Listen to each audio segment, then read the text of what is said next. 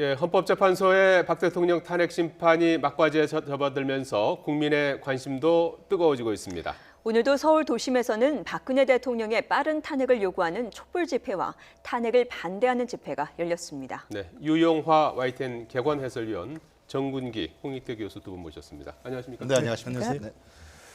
자, 오늘 하루도 서울 도심에 많은 시민들이 모였습니다.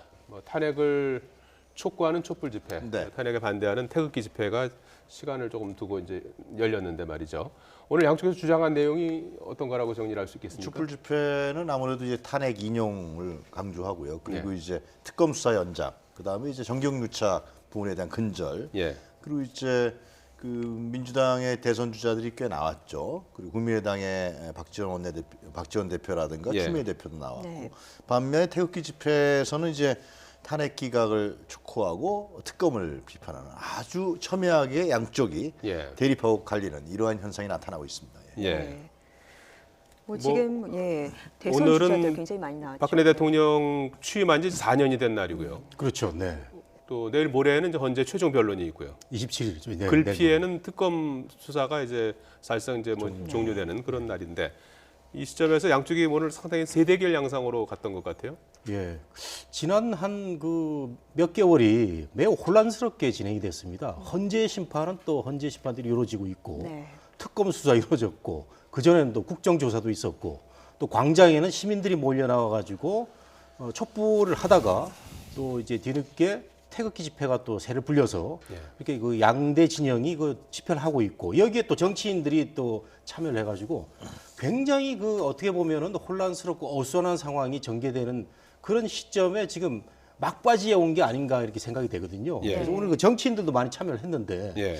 문재인 대표 같은 경우는 지금 테러의 그 어떤 위협설도 있는데 나와가지고 보수 세력의 지금 그 분위기가 좀 커지니까 뭐 끝나도 끝난 게 아니다 이러면서 이제 마지막 그 또 세불리기에 참여를 했고 예. 네. 또 이쪽 태극기 집회 쪽에서는 계속 그 친박 핵심 의원들을 하고 있고 근데 저는요 그 안철수 의원의 행보가 어떨까 싶습니다. 안철수 예. 의원은 광장은 그 시민들이 나가서 의견을 그 말하는 그런 곳이고 정치인들은 국회 여의도에서 그 얘기를 해야 되는데 그래서 안철수 의원만 지금 안 나가고 있는데 예. 저는 이런 그 정치인들이 직접 나가는 것은 글쎄 어떨까 싶습니다. 예. 네, 바른정당 의원들도 정책 구성을 하느라고 나오지 않았거든요. 네, 유승민, 남경필 후보도 나가지 네, 않았습니다. 네, 예. 그렇죠. 그러니까 중도 성향에 있는 좀 중도를 지향하고 있는 대선 후보들이 나가지 않고 아무래도 예. 이제 이것은 뭐냐면은 그 촛불 집회는 개혁 성향이라든가 네. 이런 성향이 강한 집회 아니겠습니까? 예. 그러니까 그러한 개혁 성향의 민심을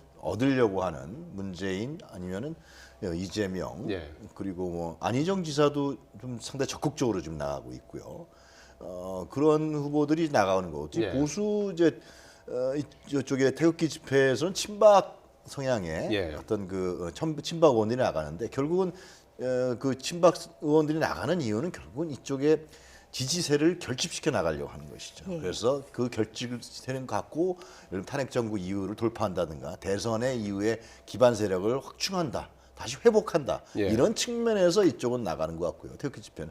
그리고 이제 민주당 주자들이 나가는 이유는 뭔가 좀 대선에서의 그런 촛불 민심의 방향을 등에 좀 업고 대선 부분을 자기 자신들이 좀 이미지 메이킹하겠다. 이런 측면들이 좀 강한 것 같습니다. 예. 예. 네. 헌재가 이제 내일 모레 27일에 최종 변론을 이제 네. 하기로 하지 않았습니까? 27일에 최종 변론을 하게 되면 어떻습니까? 3월 13일 이전에 최종 선고가 나올 걸로 네, 봐야 되겠죠? 지금까지 흐름으로 봤을 때는 헌재가 3월 13일 이전에 실질적으로 탄핵에 대한 선고를 할 가능성이 상당히 큰 것으로 여겨지고 있습니다. 네. 예. 그것은 뭐 아무래도 지금 만약에 3월 13일 이전에 헌재 선고가 이루어지지 않는다면은 나라가 큰 혼란에 접어들 수밖에 없고요. 예. 탄핵 정국 이후에 지금까지 펼쳐진 여러 가지 경제가 지금 저성장인데 2% 저성장인데 해결책도 찾고 있지 못하고요. 네. 정치가 혼란스러우니까 모든 사회가 불안정 상태로 가고 있고 실제로 자영업 하시는 분들 얘기를 들어보면은 더 힘들어졌다 그래요. 이런 부분들이 빨리 정리돼야 된다. 그럼 헌재에서 빨리 결정을 내려서 빨리 조기 대선으로 가서 결국은 정치적으로 해결하는 길 외에는 다른 방안이 없기 때문에 아마 헌재에서도 그런 재판관들이 그런 그 상황을 알고 있기 때문에 좀 서두르는 것이 아니냐 그런 생각이 듭니다. 예. 이런 상황에서 지금 대법원이 이정미 재판관 후임을 뭐 지명하는 절차를 밟겠다. 최종 변론이 이제 끝나면 연기가 되면 또 연기된 대로 이제 후임 절차를 밟겠다 해서 이게 저 3월 13일 선고할 명분이 사라졌다. 뭐 대통령 대리인단은 좀 지연 좀 늦추자는 그런 주장을 하고 있는 것 같아요. 근데 대법원에서는 계속해서 이 후임 부분을 얘기하고 있지 않다가요. 예. 양승태 대법원장이 이제 대법원장의 추천 몫이니까 이정미 재판관은 그래서 이제 후임을 인선하겠다라고 한 것인데 그것은 대법원 발표는 그렇습니다. 이것은 헌재라는 것은 계속해서 유지돼야 되는 중요한 우리나라의 헌법 기구이기 때문에 이 문제는 탄핵 절차하고 상관없이 예. 빨리 재판관을 선임해야 된다. 다른 사건도 많으니까요. 그렇게 설명하고 있고요. 제가 생각엔 그거하고 크게 상관없이 헌재에서는 3월 13일 이전에 예. 이정미 재판관이 퇴임하기 이전에 아마 선고할 가능성이 큰 것이 아니냐 그렇게 여겨집니다. 대리인단이 3월 13일 이후로 선고를 미루려는 이유는 3월 13일 이후에 하면 뭐 좀 유리해진다고 판단하는 겁니까? 뭐 아무래도 그 탄핵이라는 게 워낙 중요한 그 문제이기 때문에 예. 좀 더 그 자세하게 따져서 윤상현 의원이 그랬지 않습니까? 예. 세계 어느 나라에서도 45일 만에 이렇게 탄핵을 하는 이런 과정이 어딨냐는 얘기를 했는데 예. 그 전에 이제 그 유영하 박사님이 3월 13일까지 이 탄핵 심판 결정이 이루어지지 않는다면은 나라가 매우 혼란스러워질 거라는 그런 그 말씀하셨는데 저는 개인적으로 이 의견에는 동조할 수가 없습니다. 예. 왜냐하면은 대통령을 탄핵하는 문제는 누구 말대로 100년에 한 번 있을까 말까 문제 아니겠습니까? 예. 그렇다면은 3월 14일 이전에 하건 뭐 이후에 하건 그게 중요한 문제가 아니라고 할 수 없다는 거죠. 매우 중요한 겁니다. 사실은 그 대통령의 어떤 그 탄핵에 대한 이유가 분명히 밝혀지기 위해서는 아주 치밀하고 자세한 그런 과정이 거쳐져야 되는데 지금 그 8인 체제에서 하기 위해서 그 서두르는 게 느껴지지 않습니까? 그래서 예. 그 김평호 변호사가 좀 지나친 발언을 해가지고 물의도 올랐는데 너무 이거 빨리 서두른다. 그 정인을 신청하면 기각한다. 뭐 이런 얘기가 있어서 저는 그 뭐 탄핵의 유무를 그 뭐 기각이 되든 받아들이든 인용이 되든 간에 다음 대통령, 그 다음 대통령은 이런 일이 없기 때문에 예. 네. 정말 신중하게 그런 의미에서는 저는 3월 13일은 중요하지 않다고 그렇게 생각됩니다. 네. 예. 네, 물론 그렇겠지만은 이제 헌재에서 발표한 바에 따르면은 이 헌법 위반, 대통령의 파면 결정이죠. 대통령이 헌법을 위반했는지 안 했는지 이 문제에 대해서 충분히 그 대통령 측의 변호인단에 소명 기회를 줬고 그리고 증인도 받을 수 있는 받고 그렇기 때문에 뭐 별 문제가 없다라고 지금 판단하고 있는 거 아니겠습니까? 예. 그래서 물론 이제 그 이전에 해야 된다 안 해야 된다라는 부분에 대해서 압력을 넣는 것은 뭐 올바른 압력이 아닐 수 있겠습니다만은 그러나 이것은 상당히 정치적인 부분들이 강한 예. 문제입니다. 그래서 그런 정치적인 판단도 헌재에서 상당히 받을 수밖에 없는 상황이 아니냐 그런 생각이 드는 거죠. 예. 그런데 예. 말이죠. 지금 27일에 최종 변론이 내려질 수 있을지조차도 지금 약간 지금 아리송한 게요. 지금 대통령 대리인단이 구인 체제가 아니면 재심 사유에 해당한다. 저희가 앞서도 보도를 통해서 전해드렸는데 후임 재판관이 임명될 때까지 심판 절차를 중지해야 된다라고도 얘기를 했습니다. 이렇게 이야기하는 이유가 뭔가 지연을 하려는 목적이 헌재가 그걸 아닌가 받아들일까요? 하는 이런 이야기도 나오고 있거든요. 예, 지금 분위기로 봐서는 뭐 받아들일 것 같지는 않은데 네. 저는 대통령 그 대리인단의 그 얘기도 일리가 있다고 생각합니다. 그 여러 가지 이번에 그 헌법적인 판단에 대해서 그 청구인 측이 13개를 이렇게 뭐 섞어찌개라는 표현도 썼는데 김평호 변호사는 이런 걸로 해서 그 대통령 탄핵을 한 번에 결정짓는 문제 또 그 자꾸 그 임기가 끝나다 보니까 8인 체제 심지어는 뭐 7인 체제까지 우려가 돼서 뭐 빨리 끝내자는 뭐 이런 그 얘기 있는 와중에 말씀하신 대로 우리 유 박사님 말씀하신 대로 지금 그 재판하는 그 주심들 입장에서는 27일 날 뭐 하겠다는 게 예. 뭐 확고한 것 같아요. 근데 예. 이제 예. 대통령이 나와서 본인이 피청구인 탄핵 대상자인 본인이 나와서 그 어떤 그 얘기를 하게 될 예. 때는 뭐 이 과정이 뭐 며칠간 뭐 늦춰지거나 할 가능성이 있다고 생각이 됩니다. 예. 예. 현재로서는 뭐 13일 이전에 최종 선고가 나올 가능성이 이제 유력시 되고 있고 10일 또는 13일에 이제 할 것이다 이제 이렇게 하는데 최종 선고일은 직전에 헌재가 발표하는 걸로 이렇게 돼 있지 않습니까? 아직 뭐 네. 날짜 정해진 건 아닌데요. 네. 마지막 변수가 지금 대통령의 조금 전에 말씀하신 대로 헌재 출석 여부 아니겠습니까? 내일까지는 헌재 통보를 해야 되는 겁니까? 네, 그렇게 헌재에서 얘기를 한 거죠. 내일까지는 분명히 알려달라. 나오겠다, 안 날짜를 나오겠다. 정한 거죠. 예. 왜냐하면 계속해서 대통령 측 변호인단에서 나올까 말까 이렇게 얘기만 하고 있기 때문에 예. 그렇게 되면 헌재 재판의 선고 날짜가 지연될 수밖에 없고 아니면 이제 대통령 측 대리인단의 지연 전술에 말려들 위험이 크기 때문에 헌재에서 미리 못 받고 나간 것 같은데요. 예. 제가 생각했을 때는 오늘 과연 대통령이 출석하냐 안 하냐는 부분 여러 가지 논란이 있지 않습니까? 예. 거기에 대한 과연 대통령 측에 그게 유리하냐 불리하냐 와서 이제 출석해서 얘기할 경우에는 청구인으로서 질의응답을 받을 경우는 대리인단은 뭐 나가는 게 유리할 것이다 이렇게 건의했다고 그러죠. 그것도 이제 과연 그때 나갔을 때 예. 과연 대통령이 나갔을 때 혼자서 최후 진술만 하는 것이 아니라 피청구인을 나와서 재판관이 질문도 받아야 되고 또 소추위원들 질문도 받아야 하기 때문에 여러 가지로 하여튼 또 대통령의 여태까지 국정농단의 혐의에 대한 문제점들이 드러날 수 있다라고 판단할 수도 있는 것이죠. 예. 근데 제가 봤을 때 오늘 태극기 집회에 대통령 변호인단들이 대거 나갔어요. 네. 그리고 나가서 또 헌법재판 이게 사기다 헌재는 사기다 불복하겠다. 그리고 어제도 이제 김평호 변호사 이런 사람들이 헌재를 거의 모욕적인 언사로 예.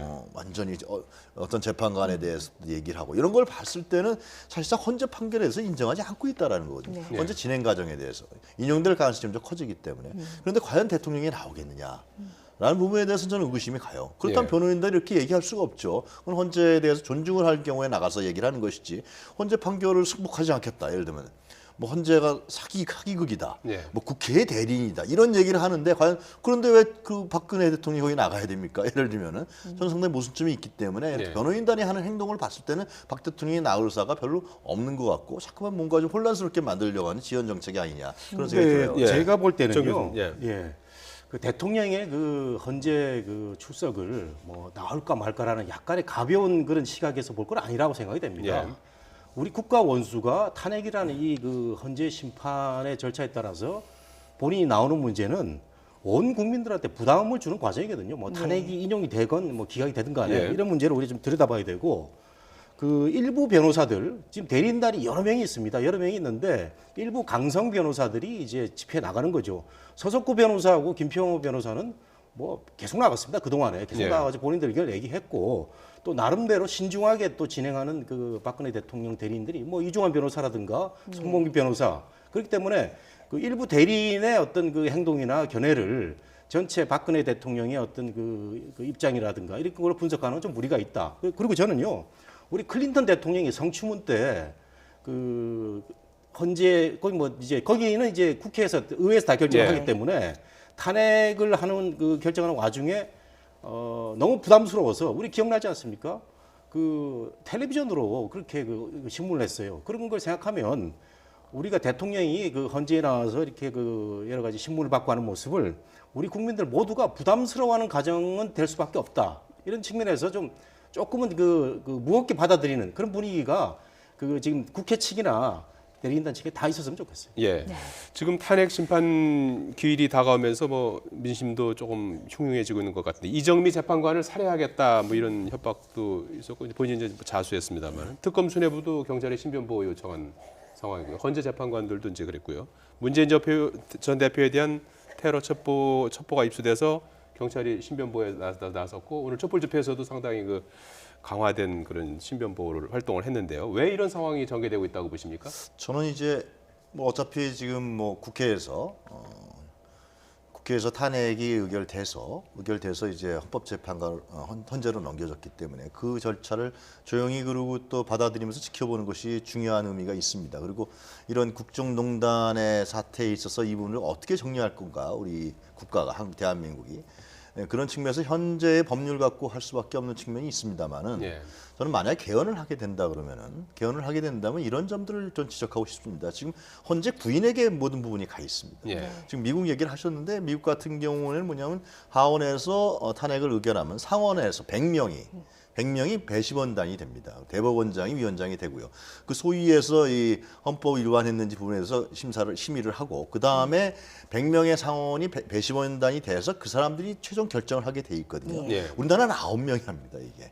그러니까 지금 말씀하신 대로 그 상황이 아주 극도로 다하게 되면은 뭐 재판관을 살해하겠다라든가 경찰이 신변보호를 위해서 24시간 뭐 네. 지금 뭐 같이 한다든가 이런 측면으로 봤을 때 9명에 대한 스트레스와 압박은 대단할 것입니다. 지금 잠도 못 잔다 그러잖아요. 거기 지금 9명도 뭐 지금 그만둔 분들 여덟 명이죠. 명이죠. 지금 네. 8명이 되어버렸습니다. 그래서 저는 이번에 정치권에서 개헌 얘기가 나왔을 때는 이 문제도 개헌에 넣어야 된다. 예를 들면은 헌재에서 심의를 하더라도 나중에 배심원단을 대한변협에서 요청해서 거기서 예를 들면 대거 의원들이 와서 뭐 심판을 한다든가 최종 결정을 한다든가 뭐 이러한 절차로 바꿔야 되는 것이지 이번에 드러난 여러 가지 사건을 봤을 때 이 8명, 9명에게 모든 문제를 중요한 문제를 한다는 것은 그분들에게도 굉장히 엄청난 압박과 스트레스고 예. 실제로 여러 가지 문제를 또 나타낼 수 있기 때문에 뭐 탄핵을 불복하겠다 결정에 대해서 예. 그런 부분은 제도적으로 좀 보완하고 다시 개선해 나가야 할 점이라고 지적하고 싶습니다. 네. 예, 정 교수님은요?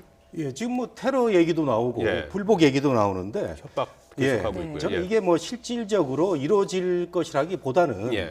지금 양 진영이 너무 이 그 결정에 대해서 그 촉각을 곤두세우는 와중에서 나온 강한 발언이라고 생각이 됩니다. 그 예를 들어서 지금 보수 진영에서 나오는 말이 많이 그 뭐 막말에 가깝지 않느냐 또는 그 헌재 판결 이후에 뭐 승복을 할 건지 뭐 아스팔트에 뭐 피가 뿌려진다는 이런 표현이 나오는데 저는 그 원로 법조인들이 너무나 중요한 문제고 신중한 문제이기 때문에 우리가 이걸 아주 그 조심스럽게 가야 된다는 표현이 너무 강하게 나온 거죠. 예. 그런데 촛불 집회 때도 보면 말이죠. 초반기나 지금 보면은 많은 그런 그 강력한 발언들이 많이 나왔어요. 뭐 국가 원수에 대한 여러 가지 그 모욕적인 발언도 나오고 이렇게 네. 양 진영이 다 나오고 있기 때문에 상당히 우려스러운데 어쨌든 간에 이런 뭐 그 헌법재판관이나 이런 데 대한 또 야당 그 유력 후보라든지 이런 데 대한 테러나 이런 얘기가 나오는 건 말도 안 되는 얘기고요. 특히 보수 진영에서 많이 나온다고 하는데 보수 진영에 그런 일이 있다면 보수는 반성해야 됩니다. 왜냐하면요.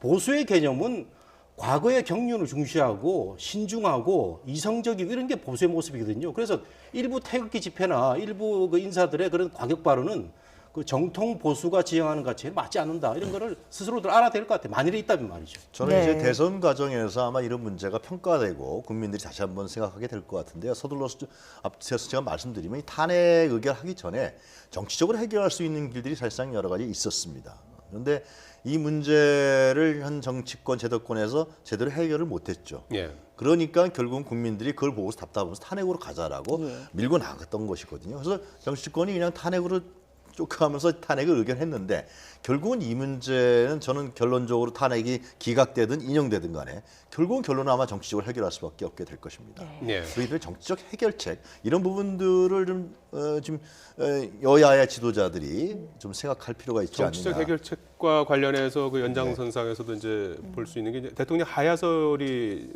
뭐 이번 주에 계속해서 나왔죠. 이제 나왔고요. 친박계 의원들은 뭐 0.00% 가능성이다 해서 이제 일단은 일축한 그런 상황인데 말이죠. 그 부분은 어떻게 봐야 되는 겁니까? 그 대통령 하야 문제는 사실 초반기에 예.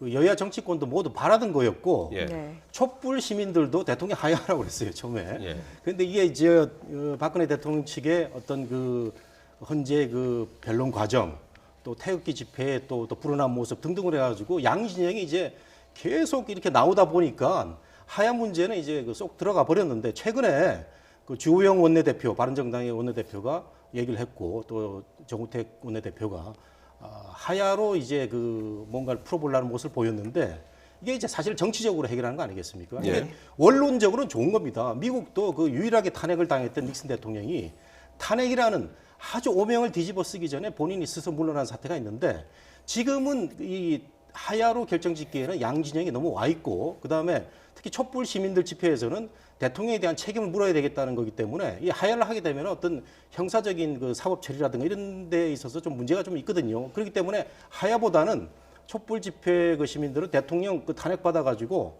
또 형사적인 문제도 또 묻겠다 이런 그 얘기를 하고 있기 때문에 야당도 받아들일 수 없는 입장이고 오히려 여당이 그 조금 얘기를 나눴다가 도리어 이상해진 모습인데 하야 얘기는 이제 뭐 물 건너간 것 같고 예. 네. 탄핵이라는 그런 그 인용이냐 기각이냐 그 결정이 나온 것 같습니다. 네. 그래도 박근혜 대통령은 아마 사퇴하고 싶은 마음이 제가 보기엔 굴뚝 같을 거라고 생각합니다. 예. 그 이유는 실제로 만약에 탄핵을 당하게 되면, 인용을 당하게 되면 자기 개인에 대한 뭐 1,200만 원의 연금인가요? 그걸 받는 것도 없어져 버리고, 개인 경호라든가 여러 가지 부분에서 대통령의 대우가 없어져 버리고, 그 이유도 있을 테고요. 두 번째로는 실질적으로 탄핵이 되면은 뭐 지금 여권에서 역풍이 분다 그러지만 저는 그렇지 않을 거고요. 이 국가기구에서 대통령에 대한 파면을 결정하는 겁니다. 이것은 확실하게 헌법을 위반했다. 예. 분명히 결정하기 때문에 역풍보다도 확실하게 정리를 하는 문제이기 때문에 저는 박근혜 대통령의 기반이 사실상 굉장히 와야 될 가능성이 크고, 그리고 이 문제는 자유한국당에도 굉장히 커다란 타격으로 갈 수밖에 없는 겁니다. 한마디로 패족이 되는 거죠. 예. 과거에 노무현 대통령 때 그런 얘기가 나왔었습니다만. 그렇기 때문에 박근혜 대통령 입장에서 봤을 때는 가능한 한 특히 탄핵 인용 가능성이 크기 때문에 자진 사퇴할 부분에 대한 카드를 상당히 제가 보기에는 고민하고 있을 것입니다. 그런데 예. 지금 와서 여러 가지 문제가 생기는 거죠. 그러니까 왜 먼저 했어야지 왜 지금 와서 사퇴하려고 그러냐. 탄핵이 인용되려고 그러니까 당신 또 사퇴하는 거 아니냐. 이러한 국민적인 비난과 명분이 안 서는 측면이 있고요. 그리고 특검이 연장되면 안 되기 때문에 특검이 연장이 안 되고 특검 연장 황대행이 결정을 안 했을 경우에 가능성이 있는 것이고, 또 하나 지금 나오는 얘기가 헌재에서 네. 박 대통령이 미리 퇴진한다 그러면은 그걸 심사를 해야 되느냐, 선고를 해야 되냐, 말아야 되느냐, 해야 된다는 입장도 있는 거란 말이죠. 예. 그래서 여러 가지 변수가 있기 때문에 박 대통령도 고민 중에 있을 텐데 좀 하려면 진작했어야 되는 거죠.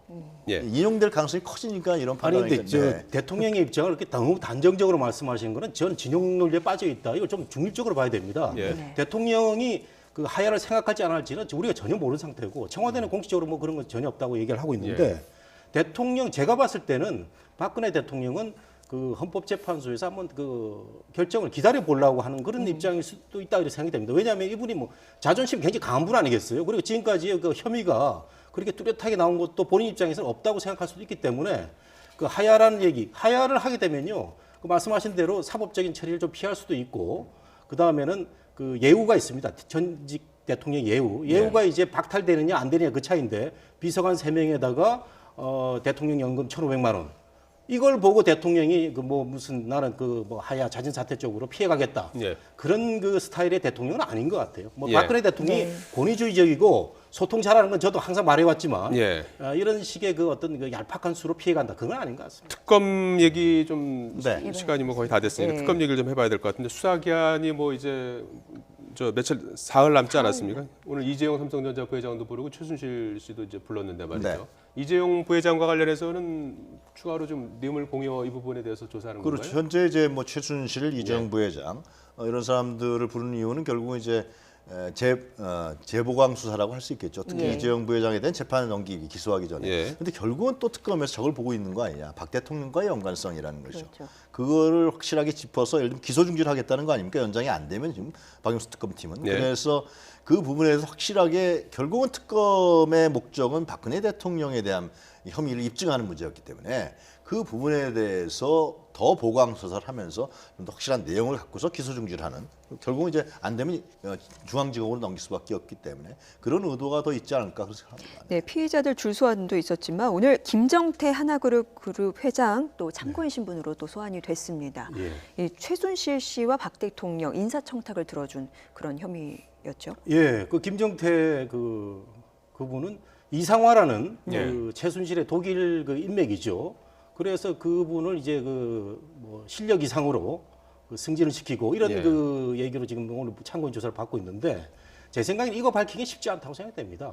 대통령의 그 어떤 청탁, 이거는 뭐 더 밝히기 힘들다고 생각이 되고, 최순실과의 관계에서 이 사람을 불법적으로, 이 사람이 그 독일에서 뭐 저리 대출을 해주고 뭐 이런 사람 아니겠습니까? 그 사람을 그 하나은행에서 바로 뭐 승진시켰다 이런 건데, 예. 쉽지 않을 거라 생각이 되고, 제가 이제 끝나기 전에 말씀드리고 싶은 게, 특검이 이제 28일 끝나잖아요. 예. 블랙리스트에 너무나 많은 그 시간을 쏟았다는 거죠. 저는 사실 특검이 굉장히 치밀하게 잘해가지고 예. 대통령하고 최순실과의 K스포츠 미래재단이라는 이 큰 핵심, 여기를 제대로 파가지고 수사를 마무리 지어야 되는데, 이상하게 뭘 하다 보니까 블랙리스트가 하나 걸렸어요. 예. 여기에 그냥 온 힘을 쏟다 보니까 지금 막바지 수사가, 이재용 회장도 지금 오늘도 불렀는데 지금 뭐 끝나기 뭐 며칠 앞두고 무슨 결과가 나올지, 이런 점에서 참 우리 특검이 너무 많은 걸 하려고 하다가 조금 그 핵심을 놓치는 부분도 있지 않을까. 뭐 제가 그 우려가 돼서 많이 하는 우려가 돼서 말드리는데 그 특검이 앞으로 남은 며칠이라도 좀 제대로 좀 파헤쳐가지고 국민들 속을 좀 시원하게. 블랙리스트 관련해서는 특검이 한 것 중에서 뭐 또 성과로 보는 시각도 있는 거 아닙니까? 특검이 지금 그러니까 기저에 여러 가지 이런 70일밖에 안 되고 그리고 일적 물적 자원도 사실상 제한된 상황에서 주로 지금 이런 박근혜 최순실 게이트에 대한 전반을 수사한 부분에서 굉장히 뭐 열심히 했다는 평가도 있는 걸로 제가 알고 있습니다. 그래서 실제로 지금 근데 가장 중요한 이 박근혜 대통령에 대한 대면 조사라든가 그 문제에 대해서 이제 난관에 봉착해 있고 특히 예. 이제 정경유착 부분에 대해서는 삼성 외에는 지금 건드린 부분이 없기 때문에 여러 가지 국민들 입장에서는 많은 안타까움을 갖고 있는 것이 사실이죠. 예. 끝으로 수사기간 연장 문제는 어떻게 될까요? 특검 뭐 사실상 28일까지인데 뭐 아직 현실적으로는 물 건너간 듯한 분위기가 보이는 거죠. 예. 그 황교안 대행이 특검 연장을 할 것 같지는 않고요. 예. 국회에서 이걸 해보려고 그랬는데 이것도 이제 그 뭐 국회에서 합의가 안 돼가지고 특검은 이제 법대로 하겠다. 이제 28일에 끝나게 되면 마무리를 하겠다는 순인데 역시 우리 국민들이나 저나 뭐 우리 유 박사님은 다 마찬가지로 우리 YTN 그 언론인들도 마찬가지로 특검이 속 시원하게 헤쳐져 가지고 뭔가 결과를 내길 바랬는데 28일 날 우리가 분석을 이제 종합적으로 분석을 해보면은 뭔가 미진하게 나올 가능성이 좀 크다는 점에서 시간 소비를 하지 않았나 생각이 되고 사실 국회에서 좀 미진하면 황교안 대행이 그거 안 해주면 국회에서 할 수 있었는데 결국 우리 그 주민 대표인 국회의원들이 또 이렇게 하다 보니까 넘어가고 이런 그 아쉬운 점이 없잖아 있거든요. 예. 그렇기 때문에 저는 특검이 사흘 남았습니까? 예. 네. K스포츠 미르재단 예. 요거 확실하게 해가지고 좀 밝혀줬으면 좋겠습니다. 국회에서 안 된 건 자유한국당에서 그 부분을 반대하면서 결국 정세기 의장이 부담을 갖기 때문에 직권 상정을 못한 것이고요. 예. 황교안 대행은 당연히 안 하려 그러겠죠. 왜냐하면 안할 가능성이 커 보입니다. 그리고 특검 연장을 하게 되면 그것은 예. 탄핵이 인용되면은 박근혜 대통령은 바로 구속 수사를 받을 수 있는 가능성이 크기 때문에 예. 이 같은 식구죠 박근혜 정부의 황 대행이 그걸 안 할 가능성이 상당히 현실 정치적으로 봤을 때 예. 크다고 보입니다. 네. 알겠습니다. 예. 유용화 YTN 개관 해설위원 정군기 홍익대 교수였습니다. 두 분 고맙습니다. 함께.